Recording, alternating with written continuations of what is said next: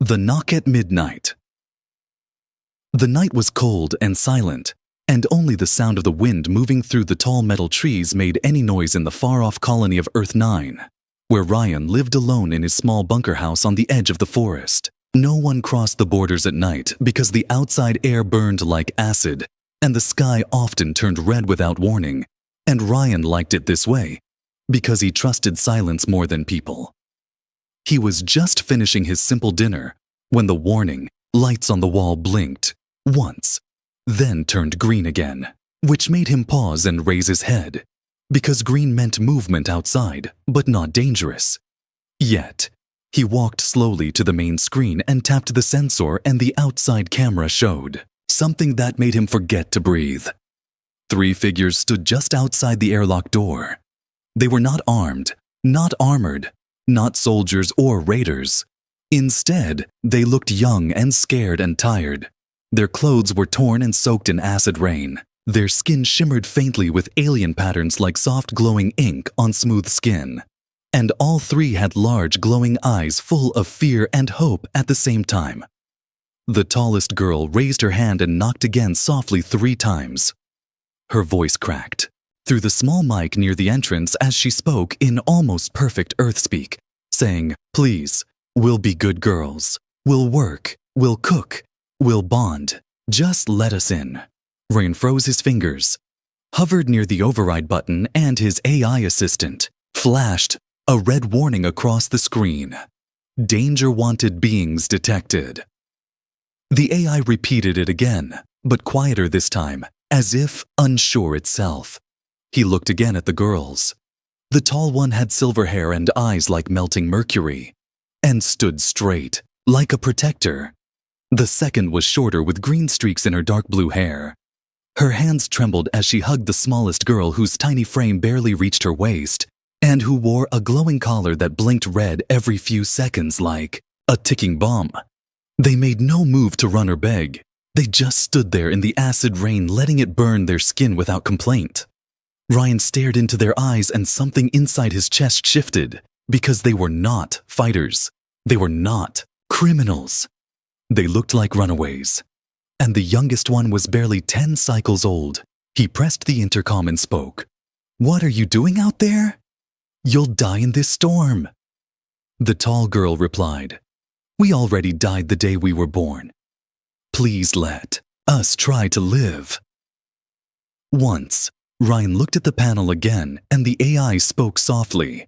"Harboring fugitives will break colony law and may result in arrest or death." Ryan whispered, "I know then," took a deep breath and slammed his hand on the emergency override. The door hissed open and the wind pushed the acid air in, but he pulled all 3 girls inside quickly and hit the seal button again. The air scrubbers roared as they cleaned the air and neutralized the toxins, and Ryan stared at the 3 girls who now knelt on his floor, dripping wet, burned but alive. The tall one stood slowly and bowed. "I am Zari. This is Luma, and the little one is Rue. Thank you for saving us. We will work and be good and not cause trouble." "I swear." Ryan walked over and gave them towels and his old cloak and said, "I don't need workers. I need to know what the hell is going on." Rue looked up, her eyes wide and her voice barely a whisper. "They were going to sell me again." She clutched her tiny hands to her chest and began to cry without sound, just soft tears falling on the floor while the glowing collar blinked faster and faster. Zari placed her hand on Rue's shoulder and nodded. "We escaped the camp. They're tracking us. We'll leave if you ask." But we didn't. Nowhere else to go. Ryan stared at them, and something told him this was only the beginning of something much bigger than just 3 girls hiding from someone. He opened a drawer and pulled out a scanner and moved it over Rue's collar. And the device beeped with a warning. "ID locked, high-value property. Do not remove."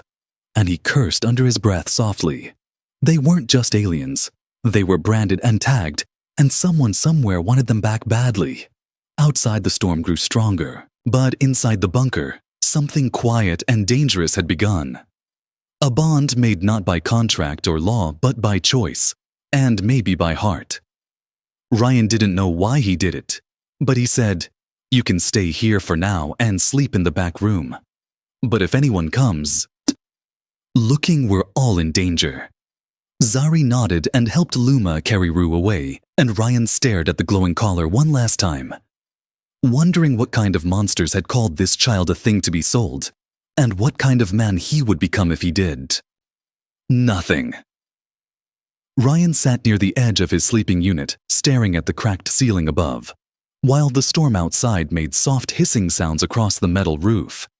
And inside his mind, everything felt louder than thunder, because 3 strange girls were now sleeping in the back room of his quiet life, and he didn't know if he had just saved them or doomed them all.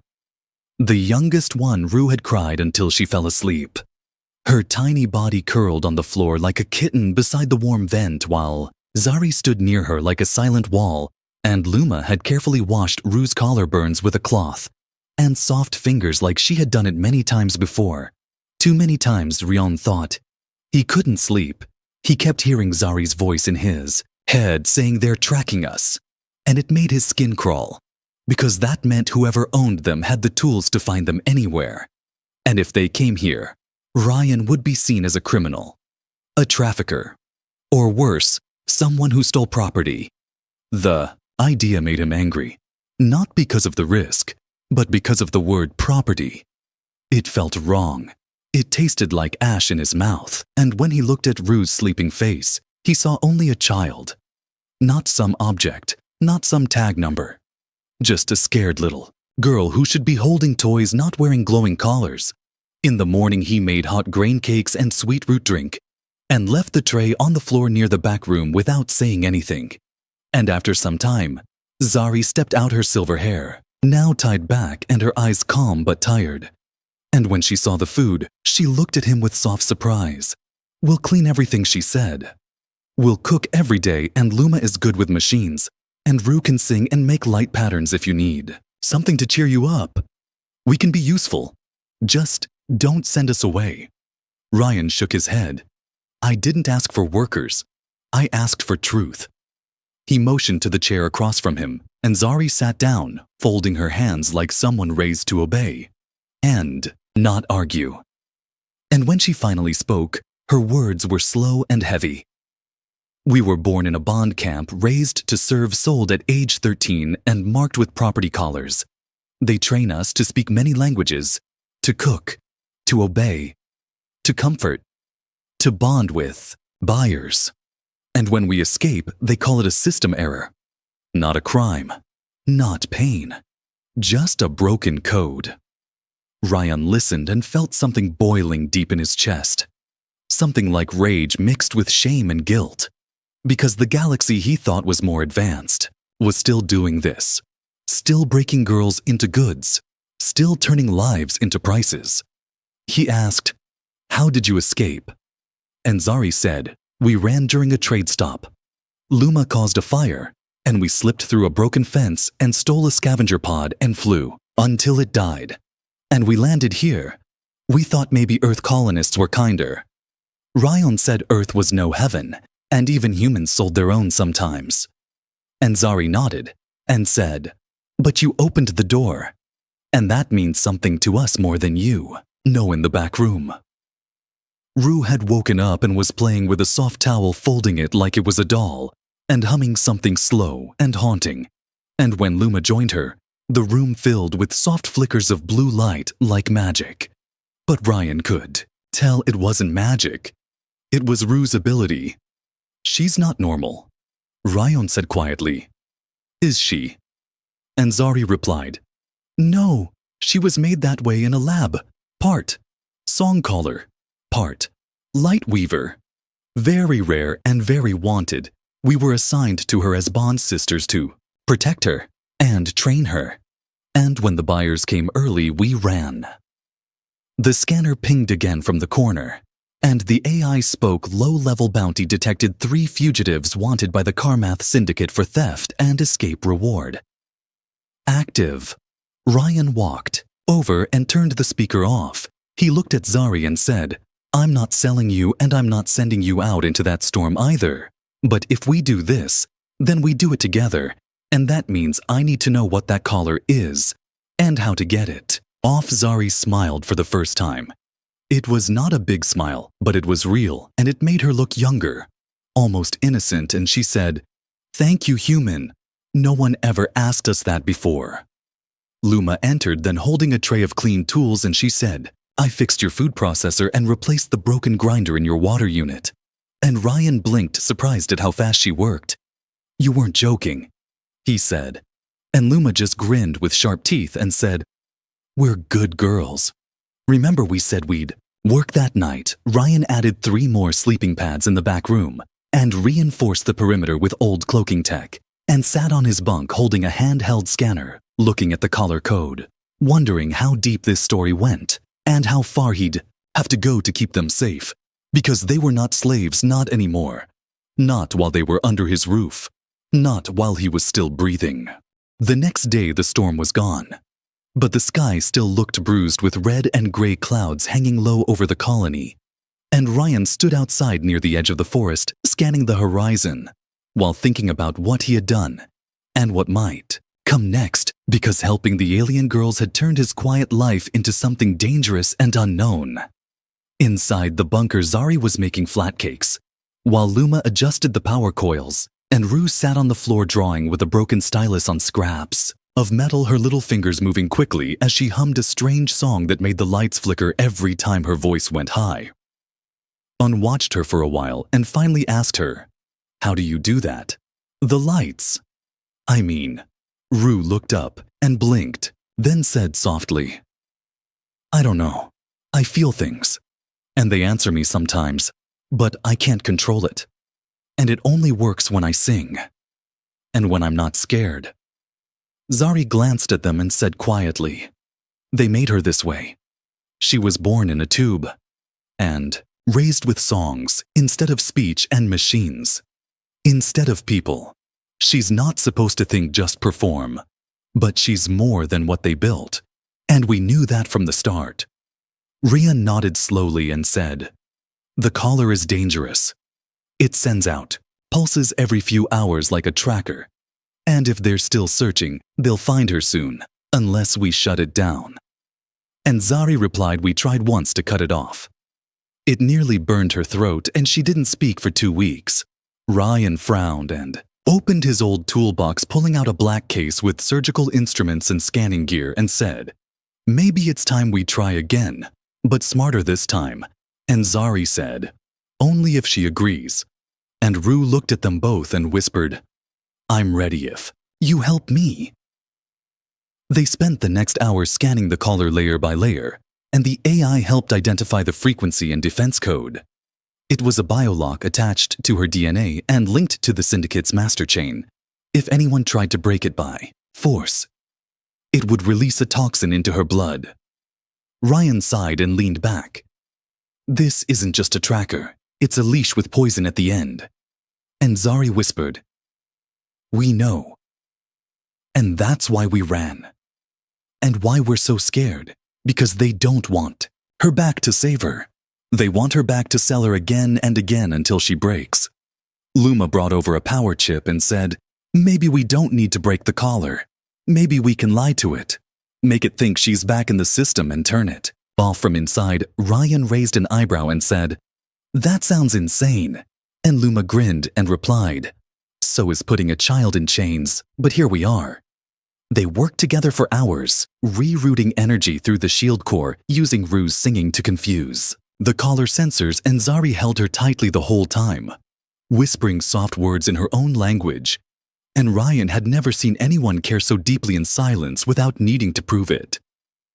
Finally, the collar clicked once, then blinked yellow instead of red, and the AI said collar link severed, safety mode engaged. Rue gasped and then laughed for the first time, and the lights danced across the ceiling like stars moving in rhythm with her joy. They all sat back tired and smiling, and Ryan poured drinks for everyone and said, "That's one problem solved, but we still have bigger ones coming." And Luma nodded and said, "They'll come and they'll be angry and they won't care who you are or what you did. They'll just take us and kill you." Ryan looked at them and said, "Then we better prepare and make sure they don't get that far." That night, Zari came to him holding a small disc and said, "This is everything we know about the camp where we were made, and where others like us are still trapped, and you deserve to see it since you risked your life for us." And Ryan played the disc. He saw cages with young girls singing to machines while their minds were tested, and bodies scanned. And he saw buyers bidding from holograms and guards laughing. When one girl cried and he felt something break inside him, he asked how many girls are still there. And Zari answered too many. And they don't even know they can run, because no one ever told them they were allowed to say no. Ryan stared at the screen long after it went dark and whispered, "Then maybe it's time someone told them." The next morning he stepped outside with his gear and scanned the sky again. And this time he saw something far off, a ship too slow to be passing and too quiet to be peaceful, and he knew the clock had started ticking, and the truth they had hidden was now too big to ignore. He turned back toward the bunker and whispered to himself, "Not slaves. Not anymore. Not ever again." Night returned like a slow-moving shadow, and the air around the bunker became thick and heavy with tension, as if the stars themselves were holding their breath. And Ryan sat near the old control panel watching the long-range scanner blink steadily, while the ship he spotted earlier drew closer to the forest edge without sending any signal or message. Zari stood beside him, her arms crossed and her silver eyes locked on the screen, while Luma silently checked the energy cores. And Rue slept curled up near the warm power vents, with a soft smile on her face, as if the caller's freedom had given her a dream she never knew she could have. But Ryan's heart beat faster with every minute because the ship was too quiet and too slow, and that meant one thing only. It wasn't here to visit, it was here to hunt. The AI whispered again, unknown vessel approaching, no ID. No beacon stealth configuration detected, and Ryan cursed under his breath before turning to Zari and saying, "Get Rue underground. Now use the back hatch and the old tunnel. And don't stop. Unless I call you." Zari didn't argue. She grabbed Rue gently and nodded at Luma, who tossed Rion a pulse blaster and then followed them into the shadows without a word, because they all understood without needing to speak that the storm was no longer outside. It had arrived. Minutes passed like hours, and the scanner turned red, then died completely. And Ryan stood by the sealed door, his blaster charged and ready, while the only sound left was his own breath and the slow hum of the bunker's weak shield. Then it happened, a faint ripple in the air, a shimmer near the trees like heat waves moving sideways. And then something stepped out of the forest. But it didn't make a sound, not a crunch, not a thud, just silence, in the shape of a man wearing a black suit covered in armor and cloaking tech with red lights glowing near the edges of his helmet. The bounty hunter was tall, and his body moved like a shadow flowing between steps. And when he stopped 20 feet from the door, he didn't raise his weapon or shout. Instead, he tapped the air near his helmet and spoke in a calm, low voice. "Return the property, and I will let you live human. This is your only warning." Ryan didn't move. He stared at the hunter through the one-way glass and felt the weight of those words. Because the man wasn't bluffing. He had come alone and quiet because he knew he didn't need help. Not for this job. Not for a farmer. Ryan stepped out into the open before the hunter could say more and kept his blaster lowered but ready and said, "They're not property. And if you try to touch them, I will put you in the ground tonight." The hunter tilted his head slightly as if amused and replied, "You are brave for a man who lives in dirt and speaks like a soldier." And Ryan answered, "Maybe I was once. And maybe I still remember what it means to protect those who can't fight back." Without warning, the hunter moved, and the air crackled with energy as he fired a dart aimed not to kill, but to paralyze. And Ryan dodged, just barely rolling behind the outer storage tank and firing a shot that hit the ground near the hunter's foot, causing sparks and smoke to rise. They moved like two old predators, one fast and trained the other, desperate and angry. And the battle was not fair, but it was loud and real. And every time Ryan fell, he got back up because something inside him refused to lose. Not now. Not for them. Inside the tunnel, Zari held Rue close while Luma patched into the bunker system and said softly, "He's still fighting. We have to help." And Zari said, "How, we have no weapons?" And Luma smiled without humor and replied, "But Rue has a voice back above." Ryan ducked under a kick and slammed his blaster into the hunter's chest plate, making him stumble, and the hunter growled, "You fight like someone who forgot his own death." Wish, and Ryan spat back. "Maybe I remembered I had something worth dying for." Then the air around them shifted, and a soft voice echoed through the trees, not loud but clear and haunting like wind through crystal. Rue was singing from underground, and her song reached through soil and steel and hit the hunter like a wave of light. The bounty hunter froze mid-step, and his armor flickered, his visor glitched, and sparks flew from his arm, and he dropped to one knee as Rue's voice filled the air again. This time stronger, full of fear and hope, and something ancient and powerful.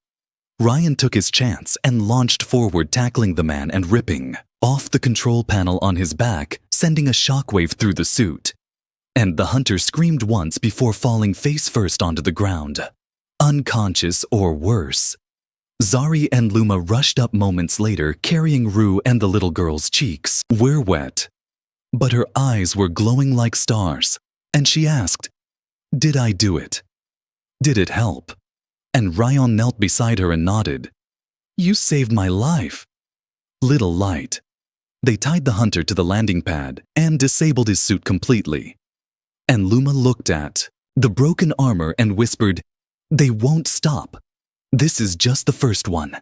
And Zari replied, "Then we get stronger before the next one comes." That night they didn't sleep, but they sat together in the bunker, warm and tired and alive, and the stars above finally felt like they were watching, not with cold distance, but with quiet approval, as if something had changed and a family had just been born from fire. The sun rose slowly over the metal trees, painting the sky in soft gold and sharp red, and inside the bunker, the silence was heavy like smoke after a fire, because even though they had won the night before, something inside everyone had changed. Ryan sat at the table, sharpening a broken piece of steel. His face bruised, his arm wrapped in cloth, and his eyes full of questions he didn't know how to ask. And beside him, Rue was curled up like a cat on a blanket, her voice silent, but her light still, faintly glowing. Zari stood near the window, her hand resting on the frame, while Luma checked the controls and the broken scanner. And no one said much because they all felt the same thing. A storm still coming, not outside, but inside their hearts. Ryan finally spoke, his voice quiet, but strong. That wasn't just any hunter. He had higher tech than I've seen in years. The syndicate wants you bad, and they're not going to stop sending people until they get you. Or until they're stopped. And I don't know which is possible. Zari turned slowly and said, "We've always known that we were born into danger, but we chose to live anyway, because every minute of freedom is worth more than a lifetime of cages." Ryan slammed his fist on the table, and the sound echoed through the room, making Rue jump and Luma freeze, and Zari stare with wide eyes, and his voice cracked when he said they put a child in chains and called her valuable. They burned her skin and sold her voice like a product, and no one stopped them. "Not even us," Luma whispered. "You stopped them, Ryan. You saved us." And Ryan looked down at his hands and replied, "I was too late for the ones still in those camps, too late for the others who didn't run, too late for Rue's nightmares and scars, and no amount of tools or food or shelter will ever fix that." Rue stood up and walked to him slowly, her tiny hand reaching for his bruised one, and when she touched it, a warm light passed between them. Not strong, not flashy, just gentle, like sunlight through broken glass, and she whispered, "But you're here now, and you make it better now." Tears slid down Ryan's cheek, and he didn't wipe them away. He let them fall because he knew they weren't just for Rue or Zari or Luma. They were for every voice he never heard, every scream that went ignored, and every lost soul that never made it to his door. Zari knelt beside Rue and hugged her tight, her silver hair falling around both of them like a blanket, and she whispered, "I promised her I would never let them take her again, even if it meant dying in the dirt. And I meant it." And Ryan said, "Then you're not alone anymore." Luma joined them and placed something on the table. It was the hunter's core chip, half cracked, but still glowing. And she said, "This chip contains access codes, tracking logs, contact lists. If we use this, we can find out where they're holding the other girls. And maybe, just maybe, we can break the whole chain." Ryan stared at the chip, and then at them, and asked, "Do you want to run? Or do you want to fight? Because this path will be dangerous and bloody. And if we walk it, we won't come back." "The same." Zari stood up, holding Rue's hand, and said, "I was made to be silent, but I have a voice now. And I choose to fight." Luma nodded and added, "I was built to repair and obey, but now I'll break every chain they made." And Rue simply whispered, "I want to save them like you saved me." Ryan smiled through the tears and nodded. "Then let's start. And this time we do it on our terms."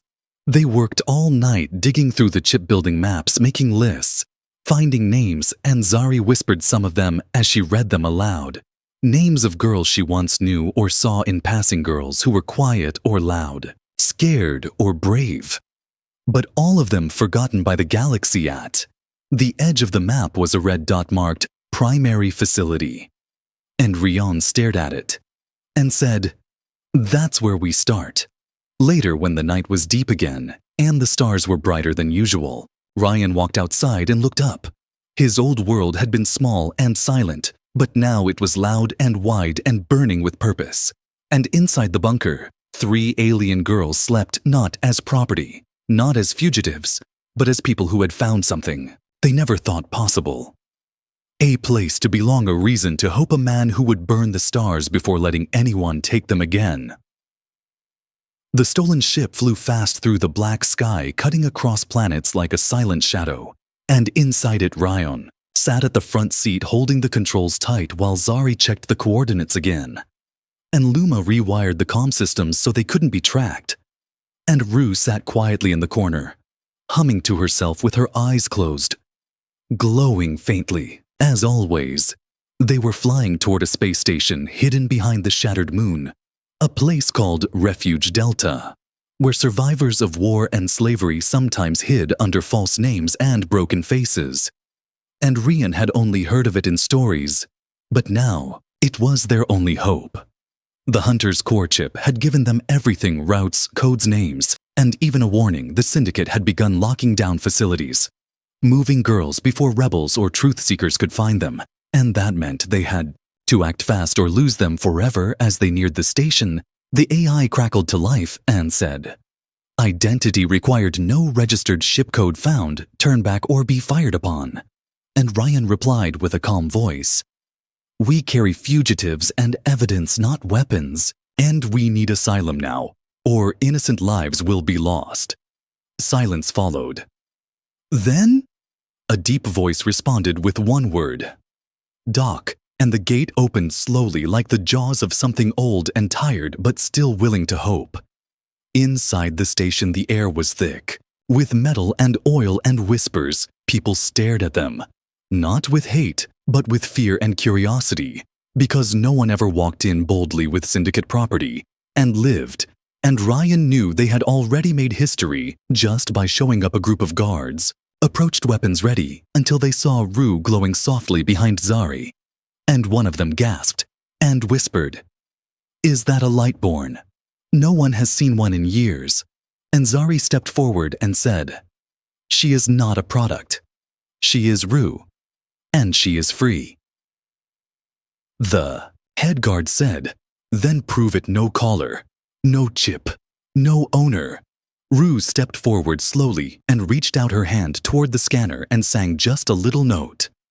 A single soft sound, and the scanner exploded in sparks while flowers bloomed from the bee, lights around it glowing blue and white. And the guard fell to his knees, saying she has chosen. She has bonded, and not by command, but by heart. Gasps filled the room, and whispers turned to silence, and the council of the station was called. And they met in a quiet hall with stone floors and old flags, and Ryan stood in the center with the 3 girls by his side facing elders from every part of the galaxy. One elder said, "You bring trouble and danger, and you could have led the syndicate here." And another asked, "Why risk your life for them? They are not even human." And Ryan answered with fire in his voice, "They may not be human, but they are more kind, more brave, and more alive than any monster who ever put a price on a child." Zari stepped forward and said, "We do not beg. We offer truth. We offer memory of what they did to us. And we offer warning. If you stay silent, then you are already lost." Luma placed the core chip on the table and said, "Here is your proof. Names, locations, lists of buyers and sellers, and their crimes are written inside. If you turn us away, then you turn away every voice that died in those camps." Then Rue walked forward alone. Her small hand raised her voice soft and full of light, and she said, "I am Rue, and I choose to bond, not because I was told, but because I was saved. And my heart knows this is my family." The lights above shimmered, and the elders looked at each other, some with fear, some with guilt. And one finally stood and said, by ancient law, if a bond is formed by choice, then the bonded are protected, and if harm comes to them, then war will answer. And just like that, the station changed from a hiding place to a shield, and Rue was no longer a target, but a symbol, and Zari and Luma were no longer fugitives, but guardians, and Rion was no longer just a man, but someone. The stars now whispered about. They gave the girls safe names and safe beds, and warm food, and a promise that the fight would spread. And Rion looked out at the stars later, that night, knowing the syndicate would come. But they would not come quietly, and they would not win easily, because now they were a family forged in pain, lit by hope, and bonded not by force, but by choice. And in a galaxy full of shadows, the light they carried could burn like fire. The stars above Refuge Delta blinked softly, like they were finally at peace.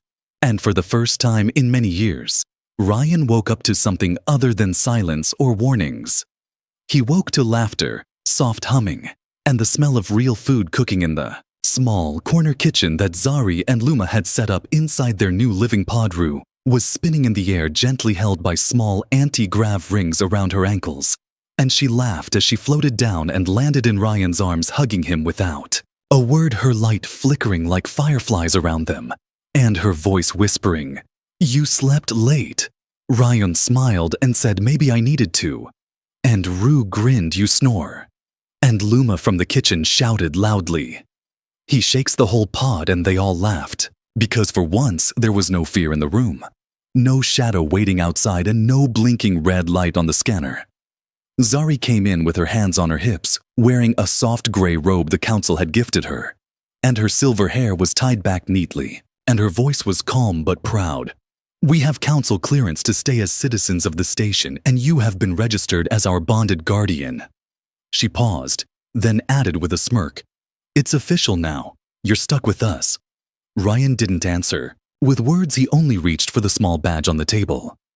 A silver crest with the symbol of chosen bond engraved on it, and pinned it to his chest without saying a word, because he already knew what it meant. And they did too.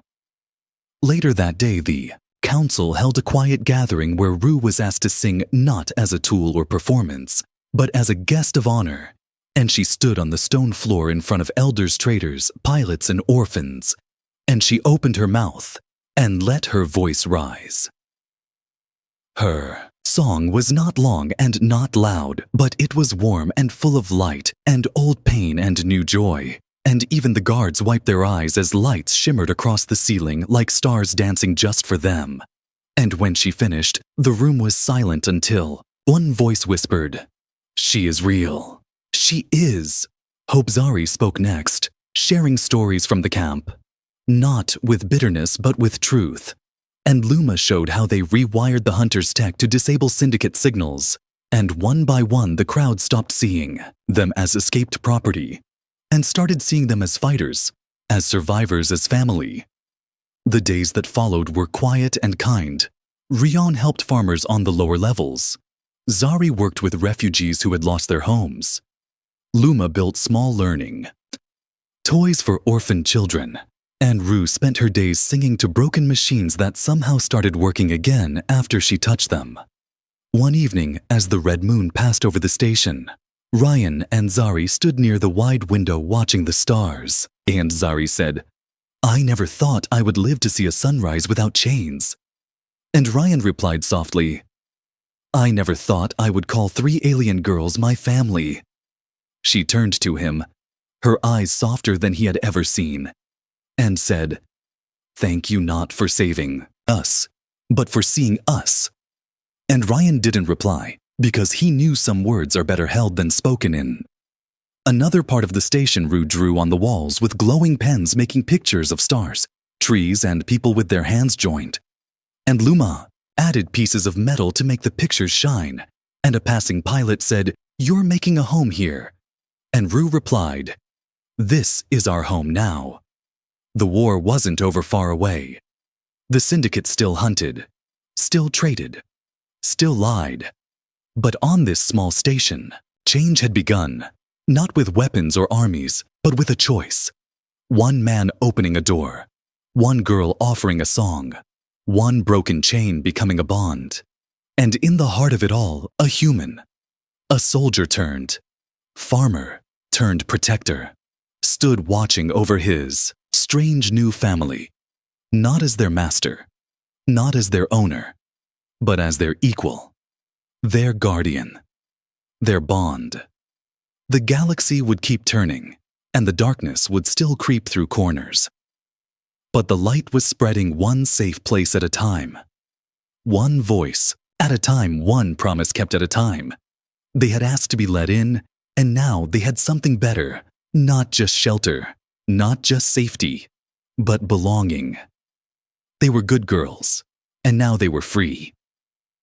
The end.